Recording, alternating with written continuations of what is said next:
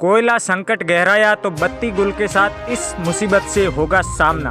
कोयला संकट बने रहने से बढ़ेगी मुश्किलें, कई सेक्टर के उत्पादन पर पड़ेगा असर।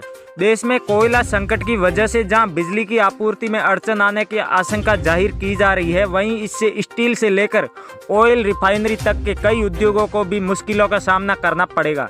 गौरतलब है कि कोयला भारत में प्रमुख ईंधन है। करीब 70% बिजली का उत्पादन कोयले से ही होता है। देश में भीषण कोयला संकट अब भी जारी है। रिकॉर्ड प्रोडक्शन के बाद भी ऐसे हालात बन गए हैं। देश में 135 पावर प्लांट ऐसे हैं जहां कोयले से बिजली बनाई जाती है और सरकार के ही आंकड़े बताते हैं कि इनमें से 18 प्लांट में कोयला पूरा खत्म हो चुका है, यानी यहां कोयले का स्टॉक ही नहीं है। हालांकि केंद्र सरकार लगातार दावा कर रही है कि देश में कोई संकट नहीं है। वित्त मंत्री निर्मला सीतारमण ने देश में कोयला संकट की बात को निराधार बताया था। बिजली संकट बढ़ा तो यह देश के मैन्युफैक्चरिंग सेक्टर के लिए भारी पड़ सकता है, जो कि अभी बड़ी मुश्किल से कोरोना संकट से उभर रहा था। आयातित कोयले की कीमत रिकॉर्ड स्तर पर पहुंच गई है। इसकी वजह से लोहा, स्टील, एल्यूमीनियम जैसे कमोडिटी का उत्पादन लागत काफ़ी बढ़ गया है और इनके उत्पादन पर विपरीत असर पड़ सकता है।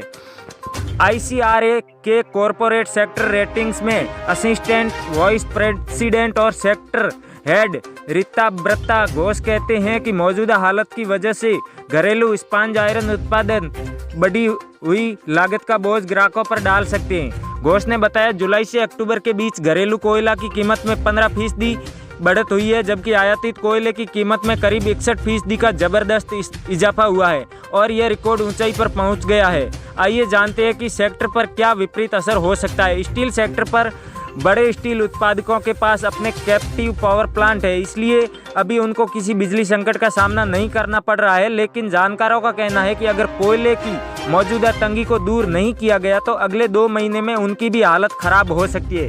यही नहीं, यदि स्मेल्टिंग कार्यों में लगी छोटी मिलों को यदि बिजली आपूर्ति में बाधा आई तो उन्हें उत्पादन में कटौती का सामना करना पड़ सकता है।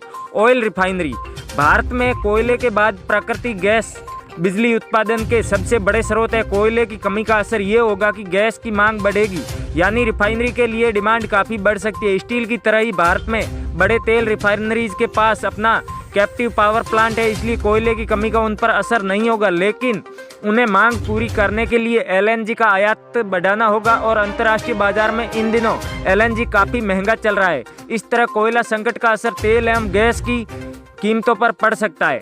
प्लास्टिक एवं सिंथेटिक रबड़ उत्पादन के छोटे कारखानों के पास अपनी पावर यूनिट नहीं होती तो बिजली कटौती की स्थिति में वे डीजल जनरेटर का इस्तेमाल करेंगे, इससे इनकी लागत काफ़ी बढ़ जाएगी। फ्रोजन फूड जैसे कि रेफ्रिजरेटर की ज़रूरत वाला फ्रोजन फूड इंडस्ट्री बिजली संकट से सबसे ज़्यादा प्रभावित हो सकता है। ग्रिड बिजली कटौती की स्थिति में ये इंडस्ट्री डीजल जनरेटर पर भरोसा कर सकती है, लेकिन डीजल की ऊंची लागत की वजह से उनकी लागत काफ़ी बढ़ जाती है और मुनाफा काफ़ी प्रभावित होगा। बिजली कटौती की स्थिति में पोल्ट्री, मीट और डेयरी इंडस्ट्री को भी इसी तरह के हालात का सामना करना पड़ सकता है। ईंट भट्टा देश में ज़्यादातर ईंट भट्टों में ईंधन के रूप में आयातित कोयले का इस्तेमाल किया जाता है। अंतर्राष्ट्रीय बाजार में कोयला कीमतों में तेजी आने से ईंट भट्टों को घरेलू कोयले पर निर्भर रहना पड़ सकता है। इसमें देश में कोयला आपूर्ति पर दबाव बढ़ेगा।